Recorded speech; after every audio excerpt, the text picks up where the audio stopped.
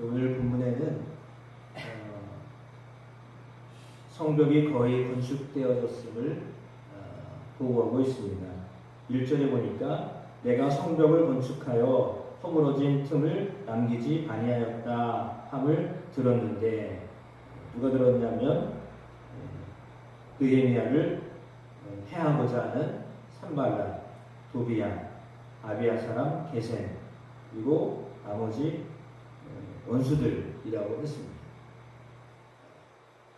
적대시하고 있는 사람들이 느헤미야가 하고 있는 성벽 중수에 대하여서 이야기를 들었는데, 이제 거의 다 끝났다라고 하는 말을 들었습니다.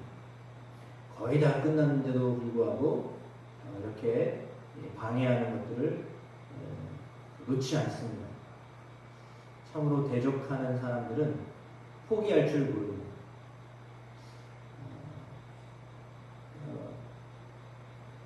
이거를 생각해 보면 우리도 실상 믿음의 사람들을 지지하거나 돕거나 하는 일을 포기하지 말아야 되는데, 우리 마음에서는 힘들다, 이제는 안 되나보다, 이런 마음을 갖기가 쉽거든요.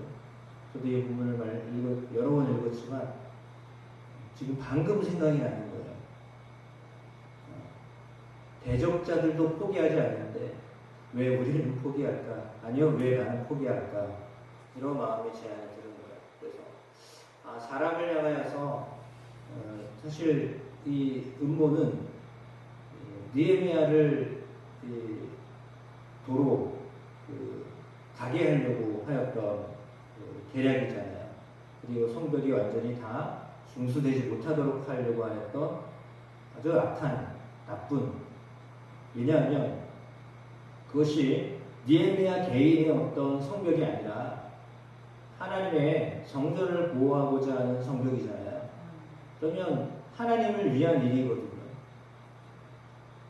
그러니까 하나님을 위한 일임에도 불구하고 그 하나님을 위한 일을 하는데도 방해 세력이 있어요.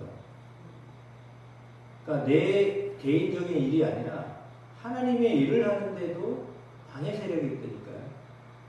그러니까 이거 아닌가 보다, 뜻이 아닌가 보네 라고 생각할 정도로 어쩌면 이렇게 마음이 약한 사람이었다라면 더군다나 느헤미야 돌아갈 길이 있는 사람이에요. 왕이 너 성벽 건축 다 끝나면 다시 돌아와서 내 곁에 있어야 된다, 그 말을 듣고 왔던 사람이에요. 일부러 좋은 자리 놔두고 와서 그 일을 했던 사람이거든요. 그럼에도 불구하고 이렇게 주변에서 협조하는 사람도 있었지만 반대하는 사람도 있었단 말이죠. 그러면 그 마음이 그냥 그런 어떤 환경이나 여건 때문에 생각했다면 제 표현밖에 안 돼, 저의 어떤 표현밖에 안 돼, 정남이 떨어져가지고 그래 그만두자, 이렇게 할 수 있는데, 그게 아니라 그거는 이제 개인이 느끼는 어떤 마음이지만, 개인이 느끼는 마음은 그래도 이 일이 누구의 일이에요? 개인의 일이 아니잖아요.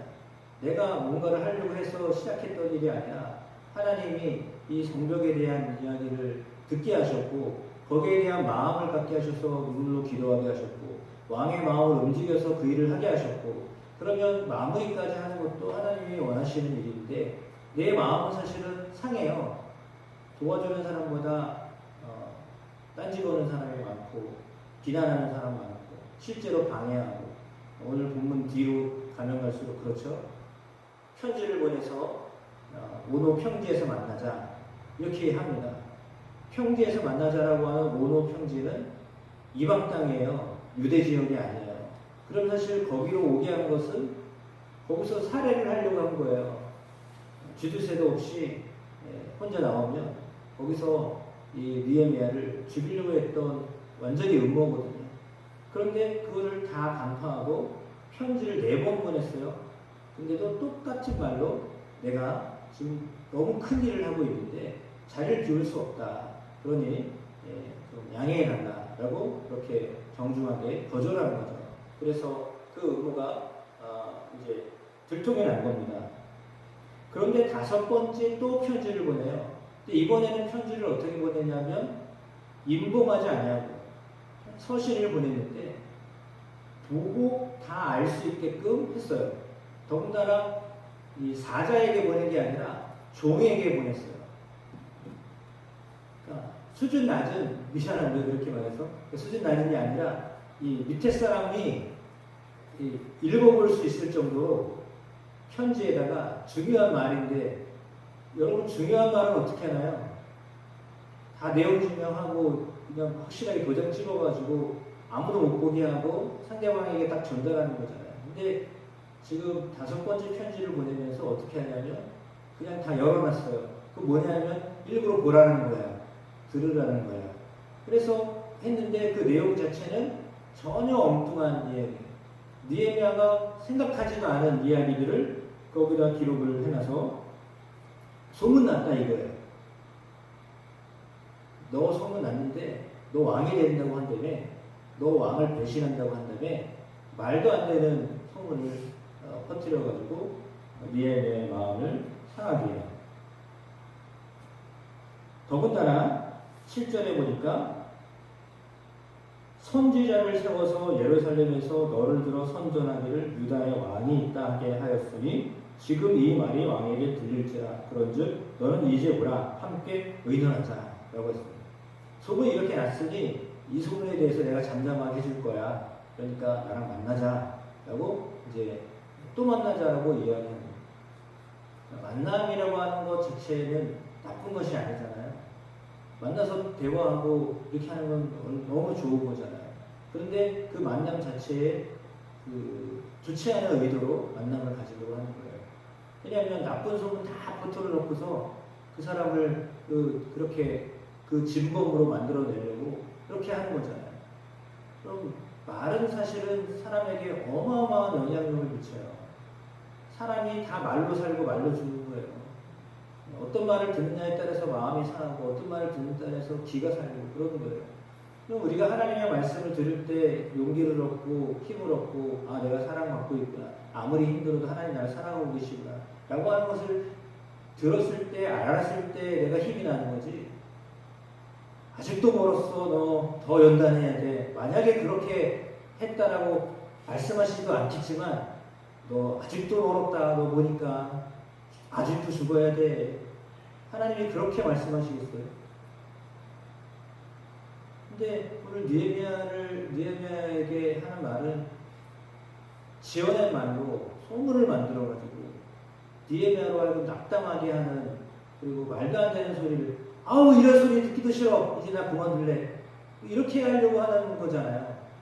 그건 뭐냐면 느헤미야로 하여금 지금 하던 일을 어떻게 해서든지 멈추게 하려고 하는 의도예요. 원수는 그런 일을 자꾸 해요. 우리 마음 상하게 하고 우리가 하는 일을 멈추고 그만두게 하고 그 일을 원수가 하는 일이에요. 그런데 그런 말이 아무리 소문으로 자자하게 퍼졌다 한들 진실이 아니기 때문에 거짓된 말 때문에 흔들려서야 되겠습니까? 왜냐하면 우리는 말씀 위에 서는 사람들인데 하나님이 하셨던 말씀이 가장 확실한 말씀이잖아요. 그 말에 의지해서 살아야 되는데 우리가 사람들이 어떤 입에 오르락 내리락 했다라는 것 때문에 우리 마음이 물론 상하죠. 그건 사실이에요. 안 좋은 소리 들어서 좋을 리가 없잖아요. 의도가 아닌데 이상하게 말을 꼬아서 사람을 음해하면 그것처럼 참 황당한 일이 어디 있어요. 하지도 않은 말을 지어서 하면 그 일에 대해서 나중에 정말 어떻게 책임을 지려는지 잘 모르는 일들이 있어요. 또 정치하는 사람들은 그런 일을 많이 해요. 거짓 프레임 씌워가지고 그냥 이렇게 음해를 해요. 떨어뜨려야 되는 거예요. 그러니까 자기가 잘하는 것을 드러내서 해야 되는데 상대방 못하는 것을 꼬집어가지고 아프게 해가지고 해요. 그런 사람은 절대 찍으면 안 돼요, 진짜. 그러니까 이게 사람을 객관적으로 보고 이렇게 해야 되는데 그게 아니라 자기가 내세울 게 없으니까 그냥 상대방 약점을 그냥 붙잡고 그냥 늘어지는 거, 이거는 여기에 속으면 안 돼요. 이 세상에서 하는 이야기들을 정말 분별하실 줄 알아야 돼요. 말이라고 다 말이 아니고요. 소문이라고 다 소문이 아니에요. 그것들을 분별할 줄 아셔야 돼요. 느헤미야는 사실은 그 말을 분별할 줄 알았거든요. 심지어는 어떻게 해요? 돈으로 매수를 해가지고 선지자들, 그러니까 하나님을 믿는 선지자들, 하나님의 말씀을 예언하는 사람들까지도 매수해가지고 느헤미야를 정말 어렵게 하거든요. 더군다나 아주 그럴듯한 이야기를 합니다. 당신 지금 사람들이 죽이려고 하고 있는데 피해야 된다. 그러니까 성전으로 피해라. 라고까지도 말을 해요. 그때 넘어갈 뻔했어요. 어쩌면. 왜냐하면 이거 굉장히 신앙적인 것처럼 보이잖아요. 그리고 느헤미야를 위하는 말로 들리잖아요. 그런데 느헤미야가 거절했어요. 내가 뭔데? 나 같은 사람이 뭔데 성전 안에 들어갈 수 있냐? 성전에 들어갈 수 없다. 안 들어간다. 라고 하는 말로 그는 그런 계략에 대해서 피할 수 있었습니다. 물론 그렇게 피할 수 있었던 것은 그가 정말 하나님을 경외하는 마음으로 살았기 때문입니다. 오늘 본문에 우리가 볼 때 9절 말씀을 한번 보시면 좋겠습니다. 이는 그들이 다 우리를 두렵게 하고자 하여 말하기를 그들의 손이 피곤하여 역사를 중지하고 이루지 못하리라 하니라. 이제 내 손을 힘있게 하옵소서 하였노라. 느헤미야가 드리는 기도는 사실상 상당히 짧은 내용이에요. 한 줄 내용. 이제 내 손을 힘있게 하옵소서. 얼마나 단순해요. 저들이 우리를 피곤하게 하고 못하게 하려고 하는데, 근데 느헤미야가 드리는 기도는요, 하나님 나에게, 우리에게 힘을 주십시오. 힘있게 해주십시오. 라고 하는 상당히 단순하지만 아주 필요한 기도를 드리고 있어요. 그래서 우리의 기도가 정말 하나님 앞에서 핵심을 찌르는 기도를 드리고 또 하나님이 들으실 수밖에 없는 그런 간절한 기도가 되어지기를 축복합니다. 14절에도 이렇게 기도합니다. 곧 나를 두렵게 하고자 한 자들의 소행을 기억하옵소서. 단순해요. 그 상황에 대해서 다 이야기하지만 그러나 그가 하는 말은 이런 상황인데 하나님 저들의 소행을 기억하여 주십시오. 그러면서 하나님 앞에 기도하는 겁니다. 그렇습니다. 사실 그렇다면 느헤미야가 붙들고 있었던 것은 하나님의 손이죠. 하나님의 손을 붙잡고 그가 여지까지 그에게 주어져 있던 사명을 감당했던 것입니다.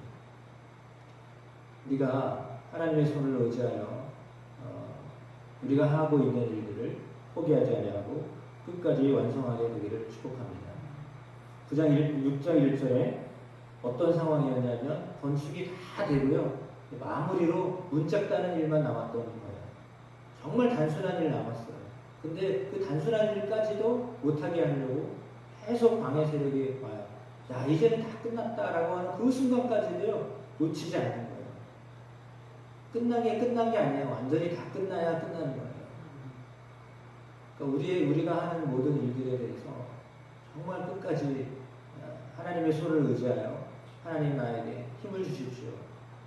하나님 나에게 힘을 주십시오. 라고 하는 그런 기도를 드리게 되기를 축복합니다. 그리고 방해하는 세력들을 향하여서 그가 하는 행동이 뭐예요? 그럼 우리가 쳐들어가서 저들 어떻게 합시다. 그게 아니거든요. 상당히 방어적인 것 같은데 하나님 앞에 기도하는 거예요. 하나님 저들의 소행을 기억하여 주십시오. 하나님이 손 봐주십시오. 우리의 기도가 이렇게 하나님의 마음을 움직이고 하나님 역사하시도록 기도하는 그런 기도가 능력 있는 기도가 되기를 축복합니다. 능력 있는 기도는 하나님이 일하시도록 내어 맡기는 기도입니다. 그러면 하나님이 일하십니다. 하나님이 모든 일에 대해서 주동하는 사람이나 협력했던 사람들이나 또 반대로 돌아섰던 사람들, 그 모든 사람들까지도 하나님이 움직이셔서 그 일들이 완성되어지도록 역사하여 주실 줄로 믿습니다. 그래서 하나님의 일이 중단되지 아니하도록 저와 여러분 열심으로 감당하게 되기를 축복하고 올해 여름에 한참 더워서 저희가 전도를 하다 이제 좀 쉬었는데 다시 또 해야 될 것 같습니다. 몇 달이 되더라도 전도하여서 또 우리가 만나야 될 사람들, 만났던 사람들, 그들에게 복음 전하는 일을 또 포기하지 아니하고 함께 달려가는 저희 교회의 성도들이 되기를 원하고 또 하나님의 그 일을 통해서 하나님의 사람들을 찾는 은혜가 있게 하실 줄로 믿습니다.